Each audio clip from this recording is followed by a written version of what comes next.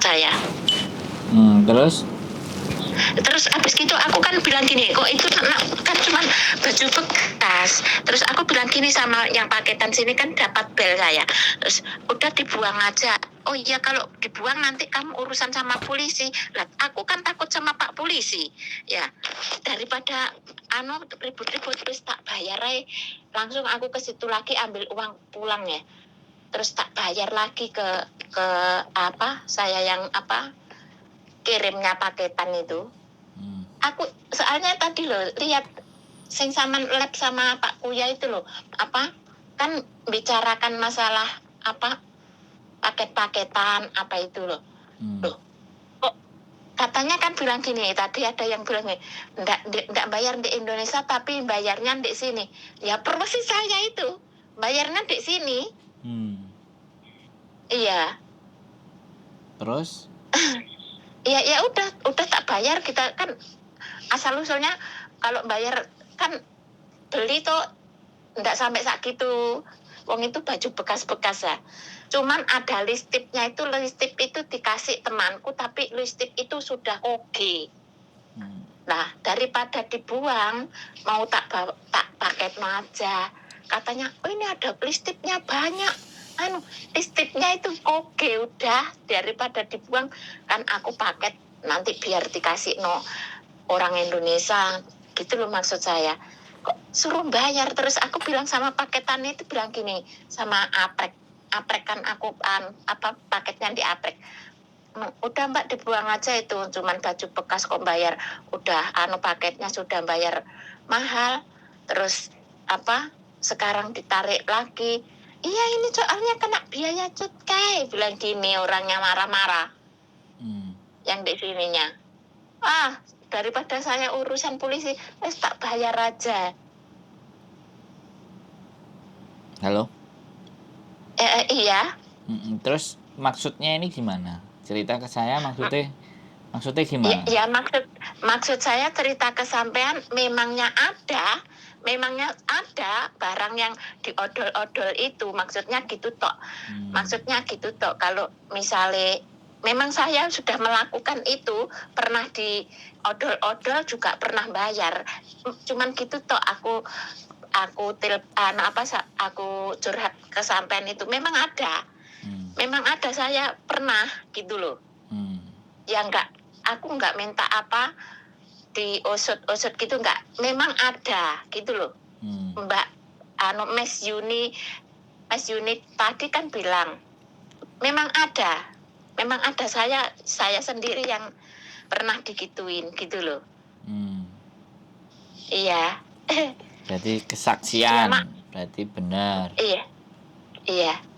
Iya, memang ada. Ndak bohongan memangnya.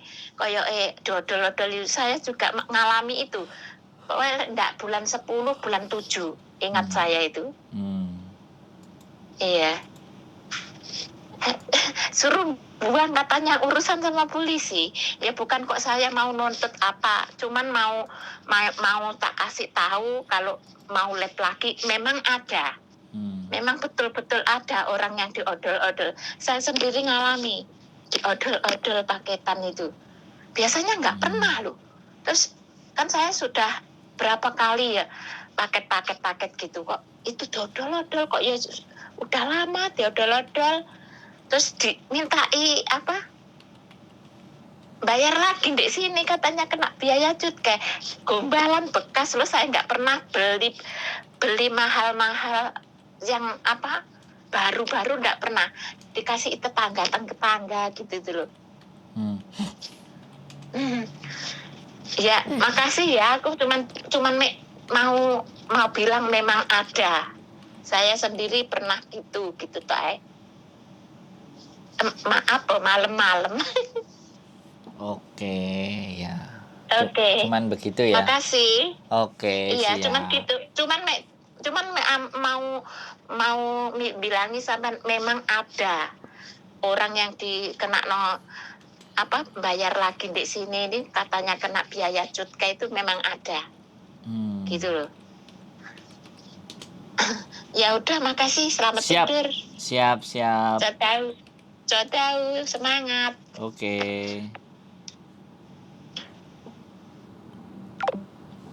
Oke teman-teman semuanya, jadi dia membenarkan mbaknya pernah melakukan, pernah kena kejadian yang seperti itu, ngirim paketan barang gombal-gombalan, semuanya barang bekas, tapi ternyata ngirim, setelah ngirim bayar, terus ditarik lagi bayar, dan karena takut dipolisikan makanya dibayar saja sama Mbak E.